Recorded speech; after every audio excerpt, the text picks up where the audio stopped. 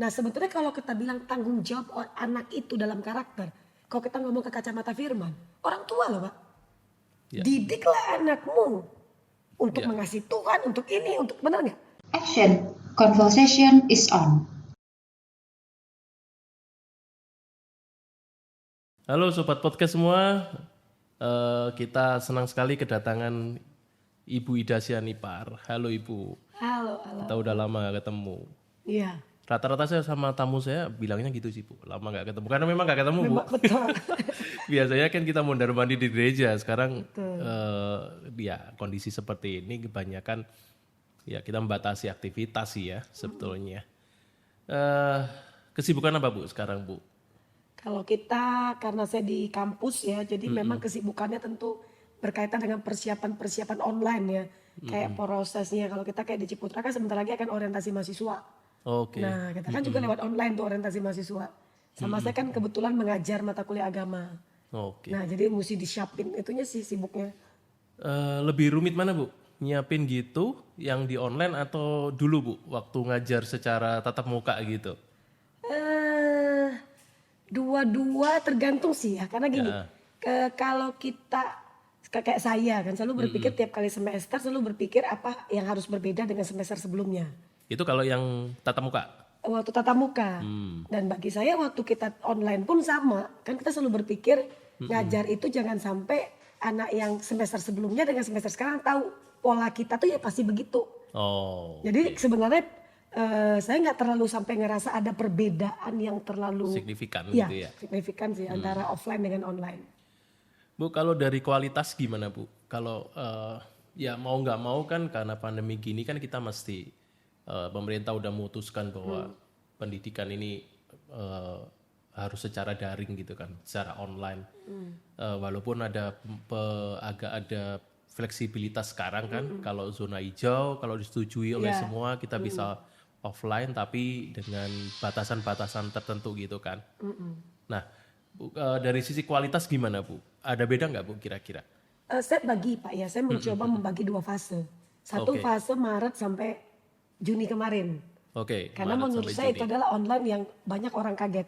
Ya. Nah ketika Setuju. kaget, betul ya Pak ya, setuju. semua juga bisa dibilang guru mungkin bisa jadi belum Siap, siap, ya. muridnya juga belum siap, orang tua kan sebenarnya kalau kita bilang sekolah kan berarti dunia pendidikan, ada murid, ada orang tua, ada guru kan gitu ya, Ya. ada fasilitas. Nah menurut saya di bulan Maret sampai bulan Juni itu bisa jadi secara kualitas mungkin ada yang menurun dari beberapa sekolah gitu ya atau dalam dunia pendidikan yang tidak siap. Bisa saja gitu loh. Oke. Ya, itu kita tapi ini sih ya maksudnya kalau fase yang kedua yang sekarang ini dari Agustus nanti ya atau Juli yang anak-anak SD, SMP, SMA yang sudah sekolah ya ke Juli ke nanti ya sampai akhir ini saya rasa tentu secara kualitas harus sudah mulai dipikirkan karena kan sudah ada 1-2 bulan untuk mempersiapkan itu. Ya, saya sendiri ngalamin sih Bu dari anak saya gitu kan, yang satu SMA, satu masuk SMP. Jadi ya tiap hari pasti 2 laptop Ya. dipakai sama mereka gitu kan. Cuman memang ya kadang-kala mereka pikir bahwa lebih enak offline sebetulnya gitu kan. Lebih enak offline. Ya sebetulnya sih kalau menurut saya apakah benar atau enggak, cuman secara pribadi saya berpikir bahwa apakah mau offline atau online asal materi yang disampaikan itu bobotnya sama, mestinya dari cara penyampaian aja sih, secara teknis doang sih, enggak bukan dari sisi mutu materinya gitu ya Bu. Kira-kira benar gak sih Bu pandangan saya sebagai orang tua nih ya? Iya, saya setuju sih Pak. Makanya sebetulnya kan, maka tadi saya katakan kenapa saya bagikan 2 fase. Karena bisa jadi ini guru yang tidak siap menggunakan teknologi, akhirnya dia bingung cara menyampaikan agar materi tetap tidak berkurang. Oke. Sebetulnya kan kita semua misalnya mata pelajaran apapun ada capaian. Ya. Harusnya bagaimana kita supaya capaian itu sampai ke siswa. Nah, ketika dia sudah pusing dengan teknologinya karena memang nggak nguasai gitu kan, itu yang akhirnya menyebabkan ya sudah akhirnya kayak ya udah disampaikan beginilah pokoknya nyampe gitu ya. Atau bisa juga gini Pak yang menyebabkan materi tidak tersampaikan dengan baik. Siswa kan nggak ada yang ngomong duduk nggak boleh kemana-mana kan nggak ada tuh gitu loh. Ya, ya. Sehingga bisa saja ya udah pokoknya di situ terpampang nama saya keliling-keliling dulu nih gitu loh. Iya.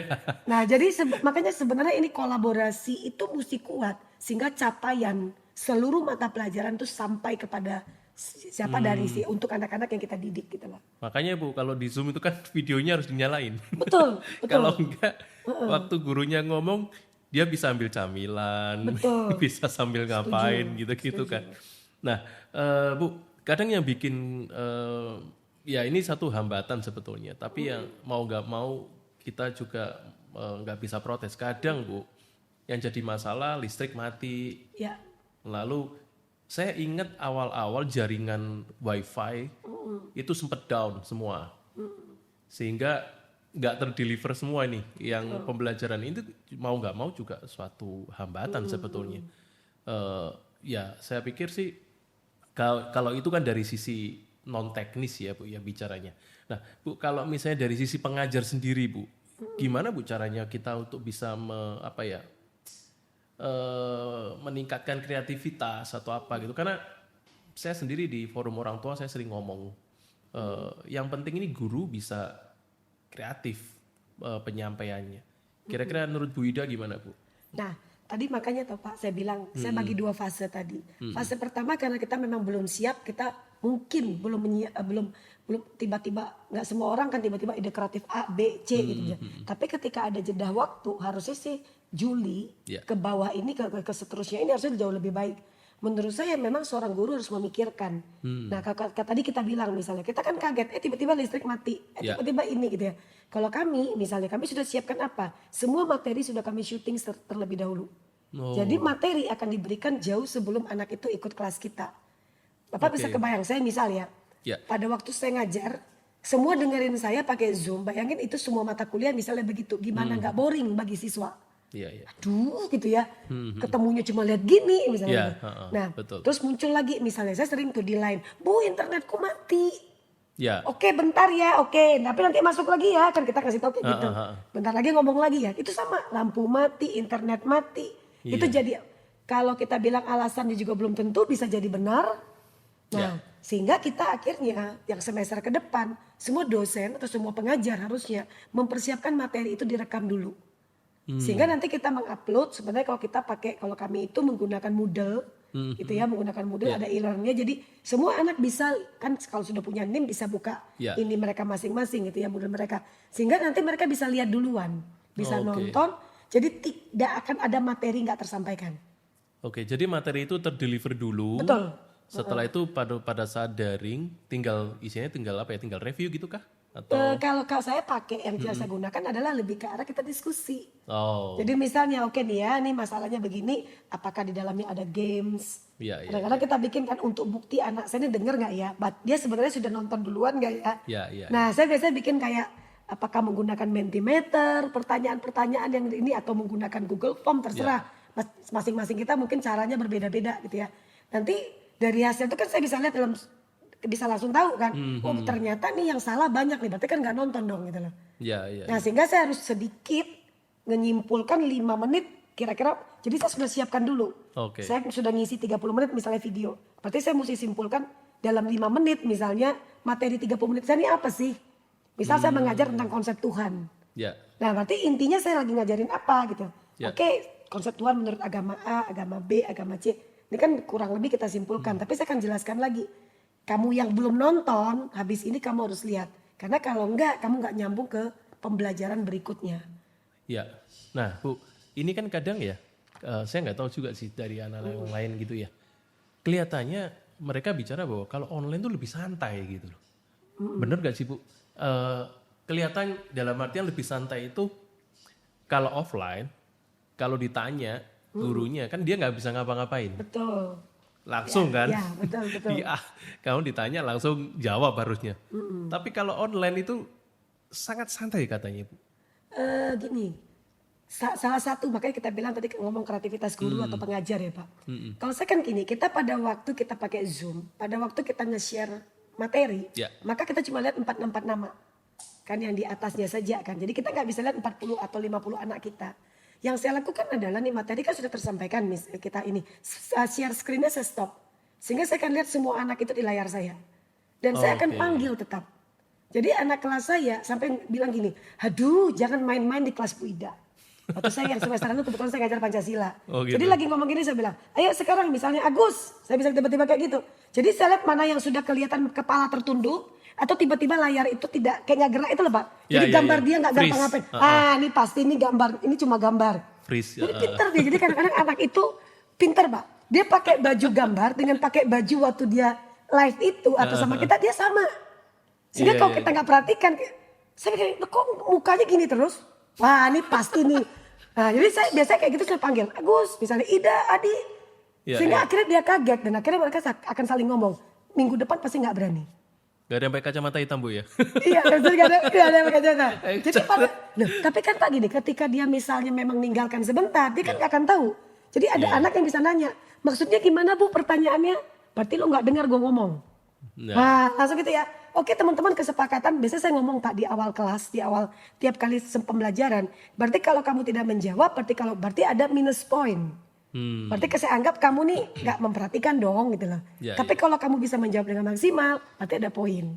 oke. Nah, langsung kita, jadi yang saya buat itu satu bertanya secara mendadak. Yang kedua refleksi Pak. Jadi itu macam-macam. Minggu ini refleksi, minggu depan mungkin bikin semacam kayak video singkat. Ya, Minggu depannya TikTok. Itu semua lah Pak media-media anak muda kita pakai harusnya. Oke. Berarti Ibu ini termasuk dosen killer Bu. Tapi dicintai kok Pak.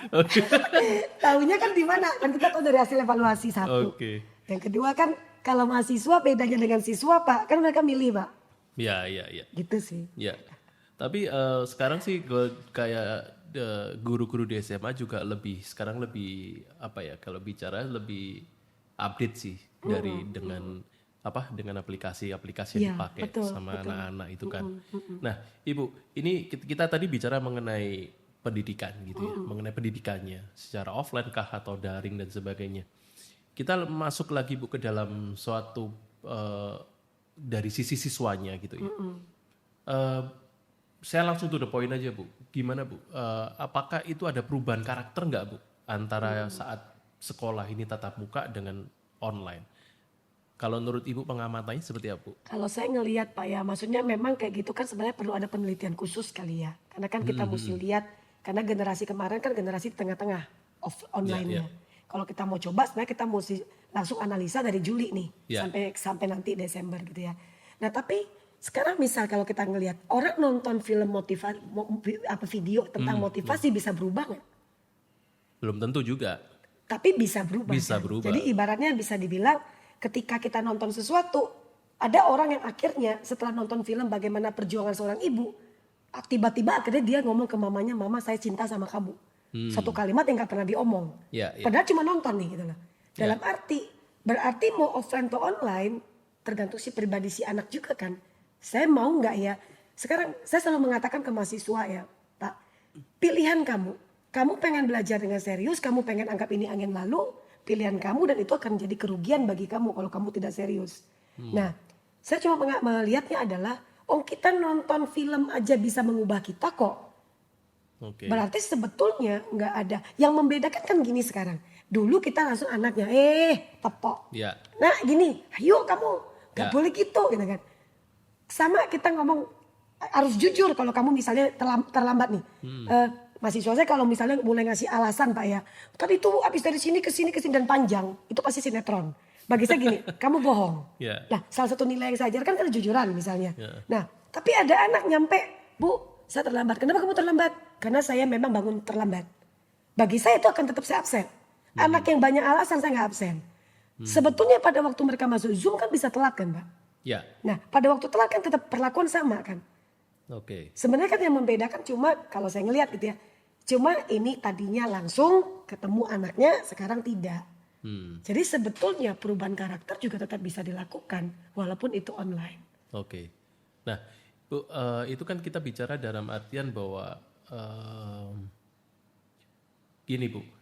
Contoh begini, saya juga to the point langsung deh Bu ya. Jadi kalau dulu Bu, kita bicara anak ini nggak boleh, istilahnya nggak boleh nyontek gitu kan. Itu kita masih bisa kontrol gitu kan. Iya. istilahnya guru masih bisa kontrol. Tapi untuk saat ini kan susah Bu, karena kan daring kan. Contoh misalnya saya ngezoom nih Bu di sini misalnya ujian gitu kan. Tapi kan saya punya HP di sini kan. Saya carilah ke Google misalnya, atau saya cari dimanapun referensi. Betul. Nah, itu kan sedikit banyak merubah suatu apa ya? Mungkin karakter mungkin atau apa ya? Terlalu jauh kah atau apa? Kalau misalnya saya bicara karakter, karena kan dari yang seharusnya saya harus jujur, tapi saya karena ada peluang di sini, maka saya akan memanfaatkan gitu loh. Bisa Pak. Cuma memang bagi pengajar, pendidik yang selalu menggunakan pola 2 tambah 2 sama dengan 4. Jadi ujiannya 2 tambah 2 tanda tanya, 3 tambah 3 tanda tanya. Itu akan mudah anak nyontek. Oke. Tapi kalau misalnya, kenapa sih kita mesti belajar ilmu berhitung? Oke. Jadi istilahnya kalau bagi saya, cara kita mengevaluasi, gak zamannya lagi sih sebetulnya Pancasila adalah. Tapi bagaimana kita ngajarkan, kenapa kita mesti belajar Pancasila? Jadi lebih meng-engage gitu ya Bu? Betul. Bukan dalam artian suatu teori doang gitu Betul. kan. Nah kalau kita lihat juga dari Nadiem ya, Pak Menteri kita Nadiem ya kan itu juga sudah jelas tuh. Dia ngajak anak, mana lagi sih mau apa katanya ujian apa mau di, ya kita nggak tahu nanti endingnya gimana lah ya. Tapi bagi saya itu penting karena akhirnya ketika pola itu yang dipakai adalah kayak tadi cuma sekedar ada pertanyaan dan ada jawaban yang sudah ada di buku. Exact ada. Betul. Gitu. Kita cuma bisa apa? Hafalan. Coba tanya anak-anak yang sudah selesai dari SMP. Ingat nggak pelajaran SMP? Tidak. Karena bagi mereka aku belajar untuk ujian. Aku belajar untuk apa? Untuk bekal. Kenapa aku mesti bisa begini? Jadi makanya saya bilang, misalnya kayak kemarin ya Pak, saya semester lalu kan ngajar Pancasila. Kata orang, karena saya sebenarnya latar belakang karena saya lihat gini. Banyak anak yang ngerasa kayak, kapan sih mesti belajar Pancasila gitu loh. Yeah. Justru tertantang bagi saya. Penting. Kenapa sila pertama mesti ketuhanan yang Maha Esa? Kenapa? Karena kalau kamu dengan Tuhan beres, maka kamu akan bisa memanusiakan manusia. Kemanusiaan yang adil. Misalnya kayak gitu loh Pak. Yeah. Nah ketika diajak berpikir begitu, lo mau ujian pakai apa? Saya ujian selalu open book loh Pak. Saya tidak pernah, mereka bisa buka internet setiap kali saya ujian. Tapi nggak ada jawaban di situ. Iya Bu, saya pernah ngalamin juga. Guru saya dulu juga gitu SMA. Setiap ulangan itu open book. Open book. Tapi begitu dicari di buku nggak ada Bu. Nggak ada sama sekali. Bapak bilang, saya bilang, lu mau buka Google, lu mau bilangnya open friend, terserah lu mau kayak mana. Yang penting lu tetap di mejamu, jangan keluar meja. Gitu ya. Iya. Tetap di kelas ya, kerjakan. Betul. Nah justru mereka sampai kayak, aduh kenapa yang saya minta apa? Analisa. Ya. Nah kemampuan analisa itu yang penting ketika mereka nanti selesai dunia pendidikan. Iya. Itu sih gitu. Nah maksudnya bagi saya saatnya mungkin Tuhan izinkan Pak ya pandemi ini untuk semua dunia pendidikan termasuk yang Kristen gitu ya berpikir bahwa jangan sampai kita ngajarkan anak cuma sekedar ya sudah hafalan cuma tahu begitu hanya untuk ujian. Tanpa berpikir bahwa ini adalah rancangan kamu jadi apa nanti. Hari ini kamu menentukan kamu menyikapinya. Itu. Nah ya memang benar sih Bu, menarik sekali sih dalam artian bahwa gimana caranya pengajar itu bisa mempertahankan karakter si anak ini.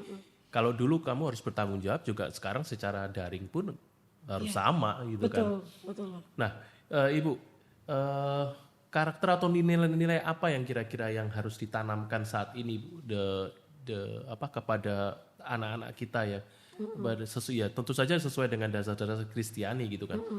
Satu contoh Bu, saya pernah ya ini dalam forum orang tua juga, saya pernah bicara sama mereka, sama guru-gurunya, ada kepala sekolah di sana, saya bicara bahwa yang penting ini sebetulnya kreativitas oke. Deliver untuk suatu materi itu oke. Tapi yang terpenting di sini adalah nilai-nilai Kristen yang ditanamkan gitu supaya anak-anak ini nggak hilang gitu. Betul. Artinya salah satu contoh nih Bu ya, salah satu contoh ada lagu anak-anak dulu kan, mata Tuhan melihat ya itu kan apa yang kau perbuat gitu kan. Nah itu bisa loh ditanamkan gitu loh. Betul sangat. Ya kan. Betul. Bukannya menakut-nakutin gitu misalnya kalau pas ujian gitu gurunya langsung lihat tagline-nya mata Tuhan melihat enggak juga gitu. Iya, Cuma nilai-nilai itu harus Tuhan melihat harus takut ya Pak. Iya. Tapi bagaimana seorang pengajar itu bisa menanamkan itu gitu loh Bu. Nah menurut Bu Ida karakter atau nilai apa sih Bu yang kira-kira bisa bisa ditanamkan gitu kepada anak-anak sih Bu kira-kira? Sebenarnya kan Pak, kalau kita memang bilang dari sudut pandang Kristen ya, itu kan jelas bahwa kita bukan karena orang yang melihat, tapi karena Tuhan melihat. Ya. Kan sebenarnya konsep tentang Tuhan itu kan sebenarnya kuat gitu ya. Nah kalau saya ngeliat adalah sebetulnya saat ini kita menguji integritas, kejujuran, tanggung jawab. Ya. Nah sebenarnya saya suka dengan tokoh Yusuf sih Pak. Yusuf Oke. yang di perjanjian Ya. lama ya. Dalam arti kan dia kalau kita ngelihat, kenapa dia bisa berhasil? Padahal kalau kita ngeliat tantangannya itu kan gak main-main. Ya. Menurut saya karena dia selalu berpikir bahwa yang kulakukan ini adalah untuk Tuhan. Yang kulakukan ini Tuhan melihat dan aku pertanggungjawabkan kepada Tuhan. Ya. Itu yang sebenarnya saya rasa perlu kita tanamkan kepada banyak anak-anak Kristen. Apalagi kalau sekolah kita embel-embelnya sekolah Kristen. Ya. Nah ini kesempatan banget. Oke, gurumu gak tahu kamu nyontek. Tapi Tuhan tahu gitu loh. Toh kita ngajak mereka untuk berpikir pertanggungjawaban terakhirmu loh bukan di hadapan guru sebetulnya. Tapi justru Pak pandemik ini menurut saya kesempatan kita nanamkan doktrin-doktrin atau kebenaran-kebenaran Kristen itu kepada siswa. Soal nanti mereka tidak respon dengan positif bagi saya itu tetap masing-masing. Oke. Nah, tapi yang kesulitan Bu kadang ya, kita bicara di level ya Bu, level pendidikan nih, kita bicara di mahasiswa, kita bicara di SMA gitu ya. Cuman akan kesulitan kalau kita bicara di level SMP sama SD gitu. Nah kira-kira gimana sih Bu? Karena kan ya jangankan SMP SD, kita bicara di SMA sama yang di kuliah aja atau mahasiswa aja kita bicara karakter atau nilai-nilai dasar Kristen seperti itu aja. Ya paling mereka iya doang kan. Setelah itu juga nggak jalan sepenuhnya gitu loh. Nah yang kecil ini loh Bu, yang level yang bawah ini gimana sih kira-kira Bu? Sebenarnya ya Pak ya, sebenarnya saya tuh konsen dalam arti gini. Saya sempat dulu berpikir, apa saya ngelepaskan sesuatu yang rutinitas dalam arti. Kalau sekarang saya full time tuh. Karena saya sangat konsen memikirkan yang namanya pendidikan karakter itu nggak di SMA kuliah Pak. Justru TK. Menjelaskan konsep tentang bahwa Tuhan melihat. Kamu harus bertanggung jawab dan jujur. Itu sih bukan, kalau karena di TK nggak terlalu sampai detail kita memikirkan bagaimana kayak tadi Bapak bilang menyampaikan mendelivery ke anak. Sehingga akhirnya di SMP, di SD itu juga nggak terlalu. Jadi kayak mata pelajaran agama yang ya sudah Tuhan pencipta langit bumi ya. Terus ada kaitan dengan hidup gua apa? Seperti teori doang. Betul. Gitu. Nah masuk dari SD, SMP kita coba lihatlah rata-rata cuma kebanyakan teori. Sampai ke SMA. Nah ketika kita disuruh ngubah di SMA dan kuliah sudah susah. Isinya sudah terlambat Bu? Menurut saya ya kecuali akhirnya betul-betul dia punya pengalaman perjumpaan dengan Tuhan. Oke. Nah ini kita ngomong lain lagi Pak, Ya, itu sudah ya, maksudnya itu, mungkin ini. Ya, satu tema yang mungkin lebih dalam lagi kota bahas itu. Tapi dari TK itu sebenarnya kan konsep Tuhan itu tadi saya bilang gini Pak. Kita suka cuma ngomong Tuhan pencipta titik. Jadi ketika dari mana ibu tahu? Pokoknya Tuhan menciptakan. Kita kan nggak berpikir untuk oke, karena Tuhan pencipta, apa kaitan dengan hidup kamu? Berarti kamu miliknya Tuhan. Berarti kamu harusnya hidup sesuai dengan aturan main Tuhan. Oke. Nah itu kan kita enggak Pak. Ya, Saya tahunya dari mana? Dari itu. Saya kan sempat akhirnya gara-gara saya pengen, kok rasanya saya pengen memikirkan nih konsep untuk pendidikan mata pelajaran agama tuh gimana ya? Saya lagi mikir tuh itu berarti harus dari TK nyambung ke SD, nyambung ke SMP, nyambung ke SMA. Kalau ini sudah beres Pak, kuliah pasti dia bagus. Berarti memang pembentukan karakter mulai dari paling kecil, bawah, dari paling bawah, gitu ya. dari bawah. Nah ini kan kadang-kala sering miss kan Bu, memang Betul. seperti yang Bu Ida tadi bilang kan, sering kali miss dalam artian guru-guru agama cuman bicara mengenai sorry nih saya cuman istilah saya seolah-olah mendongeng Ya. ke anak-anak gitu. Betul. Jadi cerita-cerita di Alkitab isinya cuma disampaikan sebagai cerita doang. Betul. Tetapi intisarinya atau makna cerita itu nggak pernah disampaikan ke Betul. anak-anak gitu. Betul Pak. Ya, tapi bicara mengenai pendidikan atau pembentukan karakter seperti itu Bu, itu kan sebetulnya juga bukan tugas guru doang kan Bu, Ya, bukan tugas guru aja, tapi juga orang tua gitu kan. Betul, setuju. Nah, ini kan sekarang lagi ribut kan Bu, orang tua. Ya mohon maaf sih, saya kadang nggak habis pikir bahwa ada orang tua yang stres gitu. karena anaknya belajar online. Lebih baik sekolah aja, saya nggak, beban saya berkurang gitu. Kadang saya juga agak bingung, Bu, terus terang. Oh, kenapa stres gitu? Anak lu di rumah, lu mestinya bisa lebih mengawasi mestinya gitu kan. Ya cuman saya nggak berani menjudgment bahwa itu salah gitu, nggak juga gitu. Nah, Bu, peran orang tua sebetulnya ada di mana, Bu, untuk pendidikan karakter itu? Saya lihat Pak ya, kalau kita lihat secara dunia pendidikan, apalagi munculnya pandemi ini, sebenarnya kita harus bersyukur Pak, serius.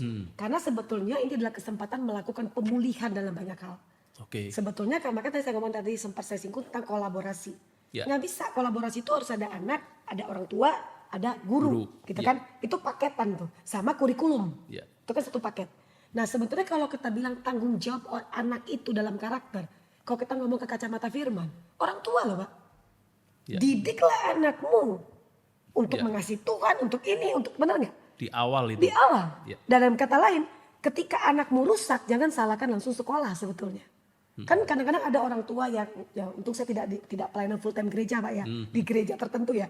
Guru sekolah minggu disalahin, pembimbing remaja disalahin, guru di sekolah disalahin. Pertanyaan saya, lu sudah ngapain sebagai orang tua? Bukankah katanya pada waktu dia duduk, pada waktu dia berdiri, pada waktu dia... Ini tidak kita baca di kitab ulangan. Ya. Itu kan jelas tuh Pak, berarti kamu orang pertama yang mengenalkan tentang Tuhan. Tentang bagaimana hidup sebagai anak Tuhan kepada anak-anakmu. Ya. Nah kadang orang tua Bu nggak bisa ngupdate Bu. Intinya kan seperti itu di situ. persoalannya Pak. Makanya tadi saya katakan kadang-kadang akhirnya kan dia marah kan. Saya sampai mikir gini, minimal orang tua mencicipi nggak langsung marah ke guru ketika anaknya itu dihukum gitu loh Pak. Ya. Satu sisi ini kan ini membukakan Pak. Nah lu tahu kan anak lu, maaf ya, bencek nopol gitu misalnya Pak. Lu tahu deh anakmu sekarang kamu susahnya gimana, kamu mesti sebayangin satu guru Pak megang 40-50 anak. Atau 30 anak gitu kan. Jadi istilahnya kayak, ya saya satu sisi sangat bersyukur ya Tuhan izinkan. Ya walaupun ya kalau boleh ya cepat berlalu sih Pak ya. Tapi Iya, satu betul Bu. hal yang disyukuri juga. Cuman kan kadang orang tua kan nggak menyadari bahwa ketika anaknya dihukum Bu, dia melihat bahwa anaknya nggak salah, yang salah yang hukum. Betul. Sehingga protesnya kemana-mana, seperti itu. Nah Bu, saya pernah dapat suatu referensi bacaan gitu. Ya, untuk saat ini orang tua itu juga harus banyak belajar. Banyak belajar dengan dengan diri sendiri, banyak belajar dengan diri sendiri dalam artian mestinya semakin lu lihat kalau dari kita lu semakin komunikasi lu semakin intens dengan Tuhan gitu. Betul. Lalu lu sampaikan kepada anak, Betul. nanti guru akan menunjang itu gitu kan. Iya. Nah, Bu, ini sih pertanyaan yang sebetulnya nggak terlalu penting sih ya. Cuman saya perlu sampaikan aja supaya nanti teman-teman yang menyaksikan juga punya suatu wawasan baru. Yang terpenting saat ini Bu, apa yang harus dipelajari oleh orang tua Bu? Kalau saya lihat Pak ya, orang tua untuk dia dirinya sendiri, itu kesabaran gak main-main Pak, dilatih Tuhan. Oke. Karena dia, apalagi kalau anak lebih dari satu ya Pak. Iya. Nah yang kedua adalah, kalau memang dia sudah terbiasa dengan teknologi, sebenarnya sangat baik. Karena kan berarti dia bisa, ini loh nak, dampingi anaknya, ini loh ya, kamu buka gini, kamu buka gini. Nah kalau dia memang nggak, kan ada orang tua yang memang nggak mau belajar tuh Pak. Pokoknya handphone itu WA, telepon, SMS. Yeah. Nah mau tidak mau dia harus belajar. Okay. Karena nggak bisa Pak. Kalau dia cuma berharap juga misalnya gurunya, kan nggak bisa sekarang. Guru nggak dampingi kok. Yeah. Berarti kamu yang harus dampingi itu. Dia mesti belajar Pak mengenal karakter anaknya. Jangan-jangan selama ini dia nggak pernah tahu. Dia punya 3 anak, bisa jadi anak ini duduk, dia langsung duduk. Yang ini, ayo. Yeah. Yang ini agak pukul dikit, duduk gitu. Nah kita kan tidak tahu kan Pak. Nah ini saatnya orang tua mulai belajar. Anakku ini tipenya beda kan mungkin bisa jadi. Yeah. Nah terus belajar untuk apa? Sebetulnya kan kita dalam dunia pendidikan, kita nggak bisa nyamaratakan murid loh Pak, guru-guru itu sebetulnya. Sama, orang tua juga nggak bisa nyamaratakan anak. Karena semua anak itu punya kapasitas, cara belajar, cara berpikir, dan lain-lainnya itu yang Tuhan berikan tiap orang berbeda. Nah, dia juga mesti orang tua, mesti belajar, anakku yang ini gimana nih? Saya Pak ya, tipenya Pak, saya nggak bisa belajar di meja Pak berjam-jam. Jadi kalau saya lagi belajar, buku saya bisa di meja, buku saya bisa di depan TV, dan saya terbiasa nonton Pak sambil belajar. Oh, oke. Jadi sambil nonton gitu saya bisa belajar Pak. Kalau disuruh duduk diem, saya dikasih guru les. Saya ingat sekali orang tua saya sempat ngasih guru les beberapa kali itu, semua mental guru les ya Pak. Karena pasti tidak akan betah dengan saya lawani semua Pak. Maksudnya dalam arti, gue gak suka gitu ya, gue gak suka lu suruh duduk. Akhirnya mama saya lihat, pokoknya intinya gini waktu saya SMP, terserah dah. Kamu pokoknya mau bagaimana gitu, dalam arti polamu bagaimana, tapi pokoknya nilainya 7. Ya. Nah, untung 7 Pak, orang tua saya kebetulan ini. Nah dia lihat, padahal kakak saya dua-dua pintar-pintar Pak, negeri semua Pak. Dia tahu anaknya yang ketiga tidak terlalu pintar. Dalam yang kayak gitu gue gak terlalu suka gitu kan. Iya. Nah tapi dia tahu anaknya punya kelebihan di mana nih. Itu kesempatan orang tua belajar mengenal anaknya Pak. Oke. Apalagi kalau anaknya SD sekarang. Supaya anak itu nanti suatu waktu tidak menjadi seperti apa yang papa mama mau. Tapi menjadi seperti yang Tuhan mau sesuai dengan kapasitas anak-anak tersebut. Oke. Berarti pertama kesabaran, kedua update teknologi Bu. Iya mau tidak mau toh Pak, Iya. harus. Itu penting. Yang ketiga ya istilahnya mengenal karakter Bu. Karakter si anak gitu. Ini kita bicara yang tadi Bu, ini kita bicara dari sisi orang tua nih ya. Kita bicara dari pribadi orang tua ini, tiga ini harus lebih ditingkatkan gitu kan. Tapi dari nilai-nilai Kristen Bu, kadang kan ini kan orang tua kan melihat begini, saya kerja, dua-duanya kerja, anak saya kasih laptop, duduk di situ belajar, udah, lalu ada pembantu yang ngawasin gitu, atau suster lah yang ngawasin atau siapalah gitu. Yang penting beres, selesai gitu.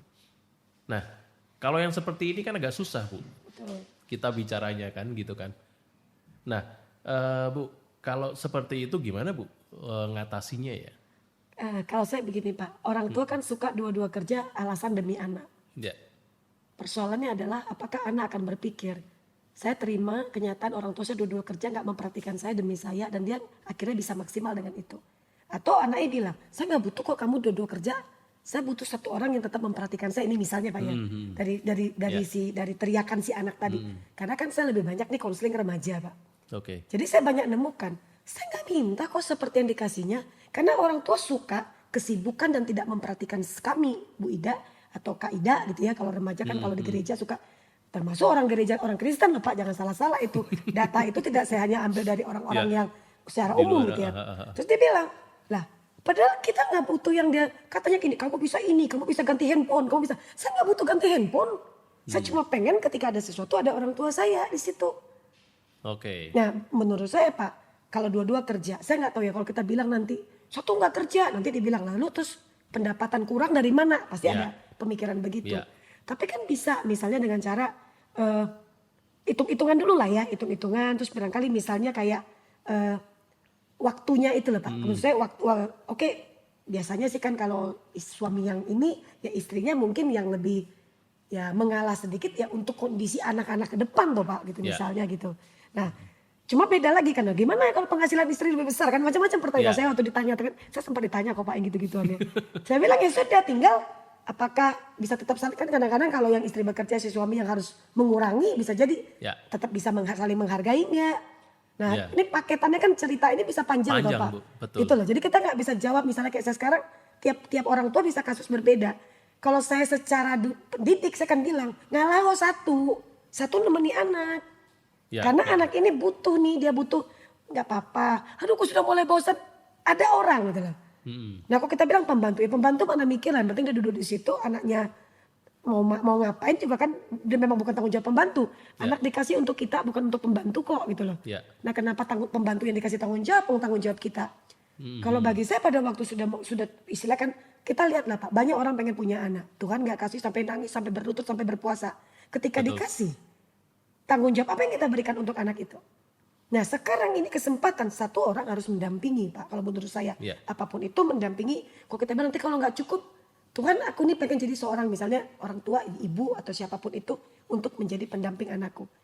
Saya rasa kok Tuhan bisa mencukupkan ya Pak ya. Maksudnya kebutuhan-kebutuhan tadi itu misalnya ada kurang dan lain sebagainya. Memang Bu, memang satu hal yang sulit terjawab adalah ketika dibenturkan antara faktor ekonomi. Iya, betul Pak. Ya kan Bu, dengan faktor komunikasi keluarga lah misalnya seperti itu. sama kayak sekarang lah Bu, faktor ekonomi dengan faktor kesehatan. Betul. Susah ini kan. Benar. Gimana misalnya Bu, ini kalau misalnya nih saya berandai-andai nih Bu, Ya. dua-duanya kerja, tetapi pada saat pulang kerja malam di tempat makan atau setelah makan itu sempatkanlah untuk berdiskusi di sana, untuk melihat, kamu tadi sekolahmu bahas apa sih? Pelajaran apa sekarang misalnya gitu. Coba lihat nih buku catatanmu, mana sih PR-mu misalnya seperti itu. Lalu coba besok mata pelajaran apa, ayo siapin yuk bareng-bareng. Itu masih kira-kira Bu sudah cukupkah atau at least ya ada komunikasi di sana gitu. Sebenarnya Pak tergantung anak usia berapa kali Pak ya. Kalau memang anak itu sudah bisa kita arahkan untuk dewasa ya, untuk oke ya nanti kamu ini, terus kita bisa bertanya masih memungkinkan. Kayaknya kalau anak kelas 1 SD, kelas 2 SD, kayak yang masih SD itu kok kayaknya Susah ya. kok saya ngerasa tetap agak susah. Kok cuma nanti malam dia sudah, aku tadi sudah belajar disuruh lagi ngomongin pelajaran sudah males kan. Kan ada waktu tertentu kan Pak bagi seorang anak yang berapa menit bisa konsentrasi itu. Tapi kalau tadi Pak ya misalnya kita ngomong oke benturan ekonomi, gak bisa gak kerja dua-dua, ya terpaksa mungkin solusi yang tadi yang Bapak ngomong setelah selesai itu nah apa tadi biar diperiksa tadi gimana laptopnya oke nggak, silakan mungkin. Makanya tadi saya bilang nih tidak bisa ngejawab langsung ternyata jawaban 1, 2, 3 nggak bisa gitu lah. Nah kalau kita ngomongin soal karena kan kendala anak itu kan bisa jadi tiba-tiba gurunya marah gara-gara apa dia tiba-tiba hilang padahal internet yang bermasalah. Nah kalau anak yang SMP SMA yang apa mungkin dia bisa lebih aduh iya tapi gini bisa menjelaskan. Tapi kan ada anak yang kalau makanya saya bilang beratnya itu ketika SD kali Pak ya anak-anak SD untuk itu gitu loh. Karena dia nggak bisa ngatasin apa-apa. Nggak bisa ngatasi. Cuma kalau memang tadi pilihannya ya sudah kayak kita nggak keluar, nggak kerja, nggak makan. Ya terpaksa keluar Pak. Tapi ada aturan main kan, protokolnya, apanya kita bisa lakukan dengan begitu. Nah mungkin ini kalau tadi Bapak bilang seperti itu bisa atau telepon beberapa jam sekali. Kayak video call mana kamu dekat lagi bisa jadi tuh Bang. Gimana tadi aman nggak? Gitu loh kan. Jadi ada yang kayak gitu tuh ya izin aja ke kantor nih saya mungkin butuh 1/4 jam. Berarti sebetulnya secara jawaban sih kita nggak bisa bicara secara ideal juga kadang ya. Bisa sih kalau misalnya memang itu memungkinkan gitu. Tapi kalau nggak memungkinkan mungkin ya tergantung kemauan orang tua sih. Betul. Mau nggak sih untuk punya waktu ekstra setelah kerja lelah, tapi ya mau ekstra untuk ngomong sama anak-anak ya gimana say-hi-nya hari ini seperti apa dan sebagainya sih. Kadang-kadang masalahnya Pak dengan pandemi ini kan orang tua pulang udah capek juga loh Pak. Iya. Saya nggak tahu apakah masih bisa gimana hari ini. Mudah-mudahan bisa. Ya menurut saya sih harus Ibu. Harus ya betul. Menurut saya harus Ibu. Kalau paketnya ambil paket yang tetap kerja dua-dua ya pulangnya harus di. Ya itu tadi kita mesti ekstra untuk itu sih. Ya saya pikir sih yang tadi Bu Ida bicara bahwa ya kita dikasih anak bukan setelah itu dikasih terima kasih Tuhan selesai saya cuma gedein aja selesai. Enggak juga kayak gitu kan.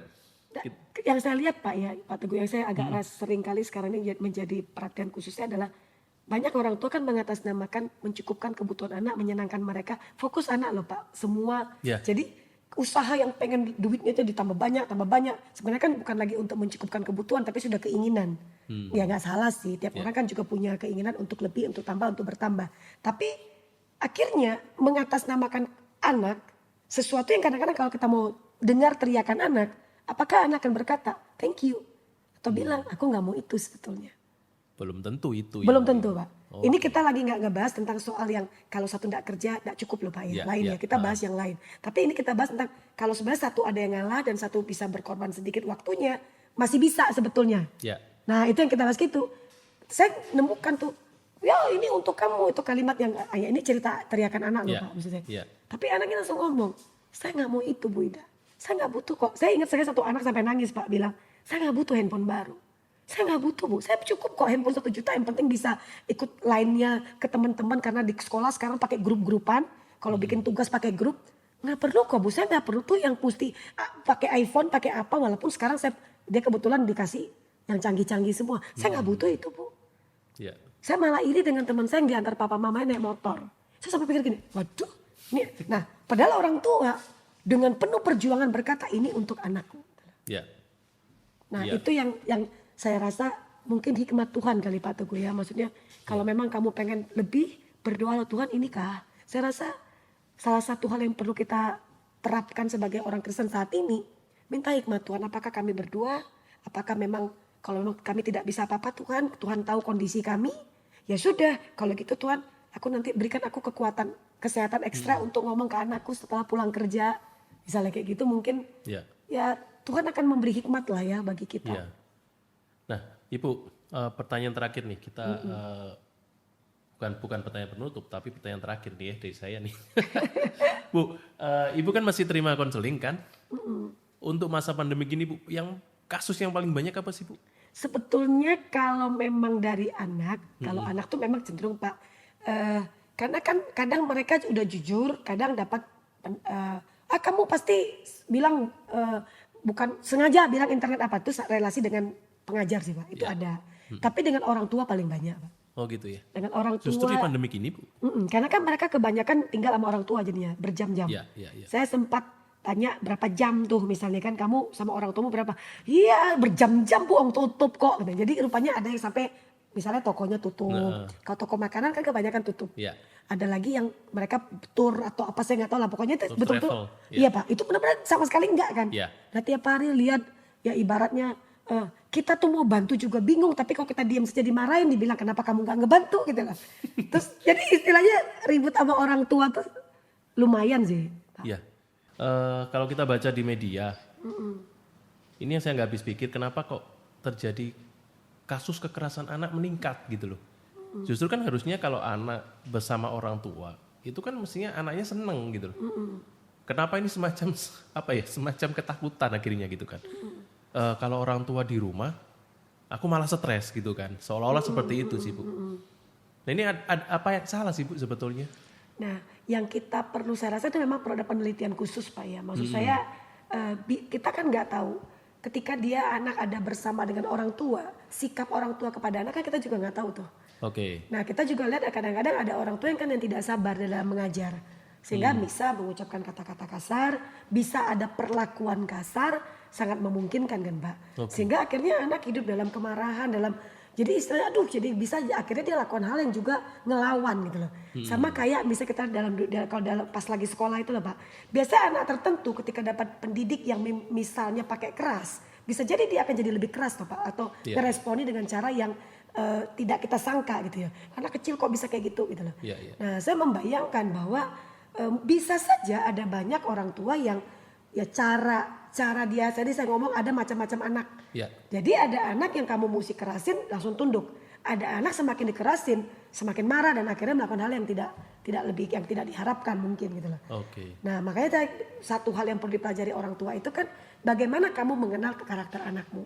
Dan yang selanjutnya adalah kita nggak kalah penting Pak ya, maksudnya cara kamu ketika bersama anakmu itu bagaimana. Nah apakah saya tetap percaya kalau kita mengucapkan kata-kata yang baik, kata-kata yang membangun, cara yang baik, harusnya akan menolong anak. Jadi iya enaknya di rumah aja. Harusnya kan gini toh Pak. Aduh aku lebih senang di rumah daripada di sekolah. Bukannya gitu harusnya. Iya betul makanya. Tapi itu nggak terjadi kalau menurut saya. Kadang-kadang mungkin ya lepas dari anak kan juga bisa bergaul. Kadang temanku nggak ada bisa juga sih. Nggak selamanya orang tuanya yang nggak beres gitu ya. Tapi kalau sampai akhirnya dia punya nggak seneng aku sama di rumah karena lebih bagus nggak sama orang tuaku atau mungkin dia lakukan tindakan yang kekerasan itu bisa saja karena memang dia dapat perlakuan-perlakuan yang kurang terlalu baik dari orang tua. Ya intinya sih tadi kembali sih yang seperti Bu Ida tadi sampaikan kan perlu tambah kesabaran. Ya saya akan balik dulu Bu. Jadi kesabaran. Kenal karakter anak. Betul. Setelah itu baru sisi teknologi nih. Betul. Lu harus update kan gitu kan. Benar. Oke. Ya Bu, udah berapa lama kita ya? Hampir 1 jam ya. Kurang lebih lah ya. Kurang lebih. Iya. Gak terasa Bu. Iya. Kita saking lama kita gak ketemu, kita seneng nih. Saya juga seneng bicara dengan Ibu. Mungkin ada konten yang lain nanti sama Bu Ida. Tadi Bu Ida sudah sebutin mengenai sangat menarik Bu, saya senang tadi ada kalimat dari Ibu. Bagaimana di sekolah atau anak-anak ini walaupun dia bersekolah mengalami perjumpaan dengan Tuhan. Nah ini rasanya bisa Bu. Nanti kita diskusi lebih dalam. Tuh, bisa. Oke, siap. Janjian lagi sama Bu Ida. Iya. Saya janjian sama Bu Ida udah 2 bulan tuh Bu kita Bu. Gak Iya. terasa loh 2 bulan. 2 bulan lalu ya? Iya. 2 bulan. 2 betul, bulan. betul. Berarti 2 bulan dari sekarang kelihatannya Bu. Oke Bu. Iya, terima kasih banyak Bu Ida untuk bersedia jadi tamu di sini. Ya, semoga Tuhan berkati Ibu dengan segala pelayanan Ibu gitu ya. Terima kasih banyak. Terima kasih. Ya, Sobat Podcast, semoga ini jadi suatu wawasan, jadi suatu pembelajaran bagi kita, khususnya bagi orang tua. Ya, bagaimana kita mesti mendukung anak-anak kita dalam kondisi saat ini. Jadi ada 3 hal yang tadi saya catat bahwa yang pertama kita sebagai orang tua harus pertama meningkatkan kesabaran kita. Lalu kita mengenal karakter anak-anak kita dan juga jangan lupa nih kita mesti update teknologi yang ada. Tapi semua paket 3 ini ya kita bergumul dalam Tuhan. Bagaimana kita menghadapi kondisi saat ini. Oke, terima kasih semuanya. Tuhan memberkati. Cut. Conversation is off.